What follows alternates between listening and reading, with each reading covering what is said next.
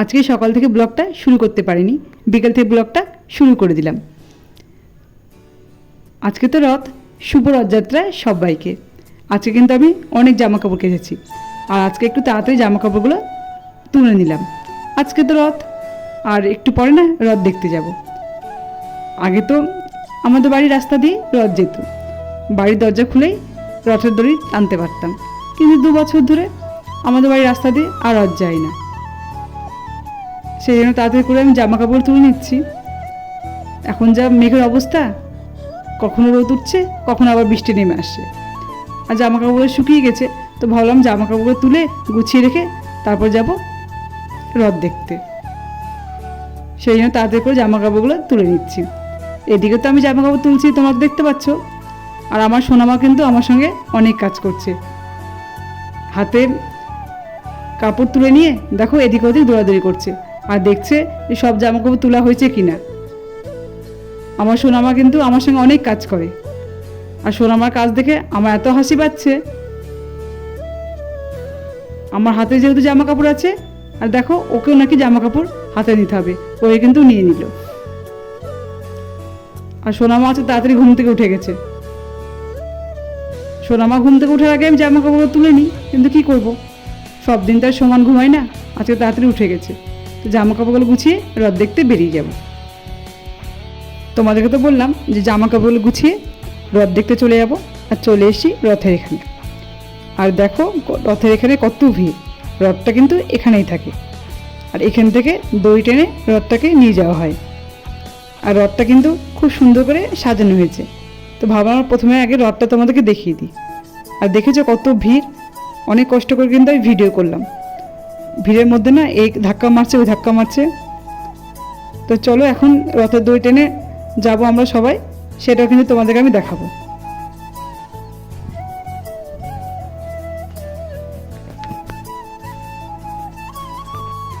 রথটা তো তোমাদেরকে দেখালাম, আর এখন রথের দড়ি টেনে আমরা সবাই যাচ্ছি।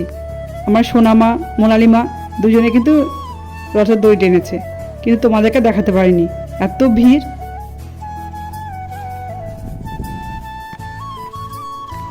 রথের দড়ি টেনে বাড়িতে চলে এসেছি। আজ সন্ধ্যা তো হয়ে গেছে, এখন আমার 2 মা মিলে সন্ধ্যা দিয়ে নিচ্ছে। আমাকে তো মোনালিমা বাড়িতে থাকলে সন্ধ্যা দিতে হয় না, মোনালিমাই সন্ধ্যাটা দিয়ে দেয়। আর এখন শুধু আমার মোনালিমা দিচ্ছে না, আমার সোনামাও দিচ্ছে। দিদিয়া যেভাবে সন্ধ্যা দেয়, সোনামাও কিন্তু সেভাবে সন্ধ্যা দিচ্ছে। দেখো আমার সোনামা ঘন্টা নিয়ে ঘন্টা বাজাচ্ছে।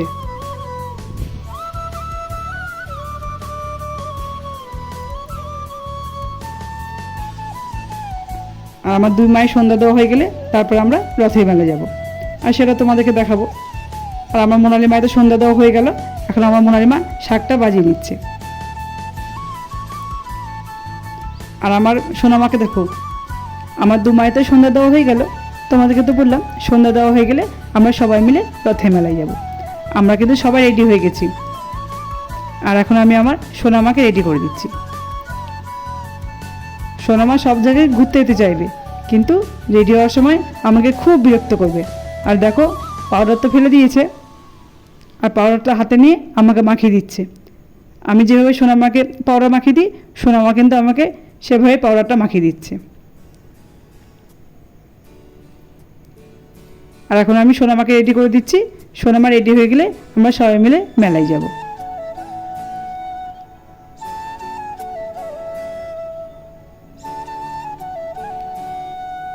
এবার একটু সোনামাকে পাউডারটা মাখিয়ে দিব, জামাটা তো পরে দিলাম। আর সোনামাকে জামাটা পরে কেমন লাগছে তোমরা কিন্তু আমাকে অবশ্যই কমেন্ট করে জানাবে। আর সোনামা রেডি হয়ে গেল।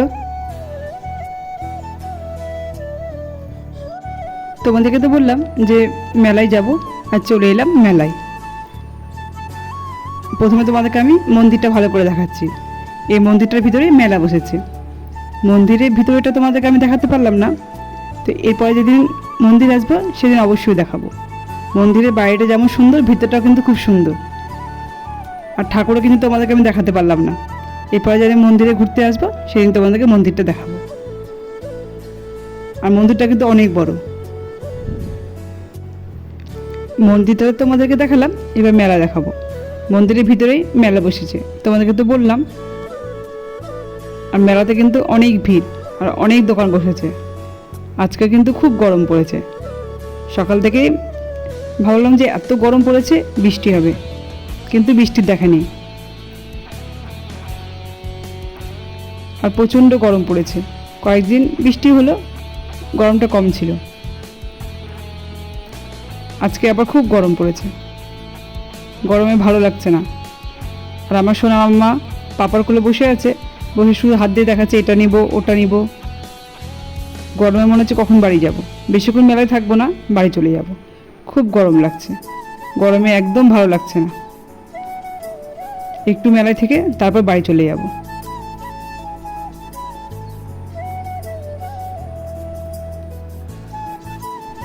মেলাটা তোমাদেরকে দেখালাম, আর মেলায় কত ভিড় তোমরা তো দেখলে।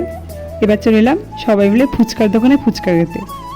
গরম তো খুব লাগছে, আর যতই গরম লাগুক ফুচকা দেখলে কিন্তু ফুচকা খেতেই হবে। আর ফুচকার দোকানটা ফাঁকাই ছিল, আমরা ফুচকা খেতে খেতে দোকানটাতে কত ভিড় হয়ে গেল। চলো এখন তাহলে ফুচকাটা খেয়ে নিই। আর এই যে মোনালিমা পাপাকে ফুচকা খাইয়ে দিচ্ছে, আর সোনামার হাতেও একটা ফুচকা আছে। সোনামা আমাদের মতো করে ফুচকা খাচ্ছে।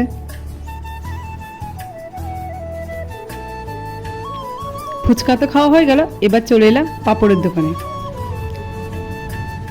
গরম গরম পাঁপড় ভাজছে, পাঁপড় নিয়ে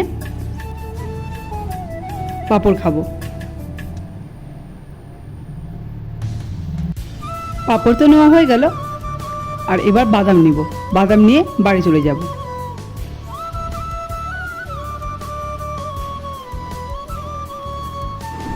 মেলা থেকে অনেক হলো, বাড়িতে চলে এসেছি। বাদামটা নিয়ে বাড়িতে চলে এলাম। রথের মেলাতে গিয়ে জিলিপি কিনতে পারলাম না।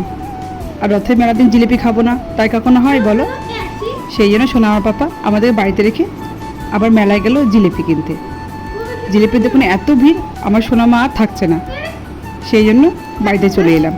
আর যা গরম পড়েছে আমাদের তো ভালো লাগছে না। আর সোনা মা বাড়িতে এসে দেখো বাদামটা নিয়ে কী কাণ্ড করেছে, সব বাদাম ফেলে দিয়েছে। আজকে তো কোনো খেলনা কিনলো না, বাদামটা নিয়ে দুষ্টুমি করছে। তো বন্ধুরা, আজকের ভিডিওটা এ পর্যন্ত। এতক্ষণ ধৈর্য ধরে যারা আমার ভিডিওটা দেখলে, প্লিজ আমার ভিডিওটাতে একটা লাইক করে দিও। আর যদি আমার ভিডিওটা তোমাদের ভালো লাগে থাকে তাহলে অবশ্যই কমেন্ট করে জানাবে। অনেক নতুন বন্ধু আমার পরিবারে এসে প্লিজ আমার চ্যানেলটাকে সাবস্ক্রাইব করে দিয়ে আমার পাশে থেকে যেতে পারো। আমিও ঠিক সময় মতো তোমাদের কাছে চলে যাব।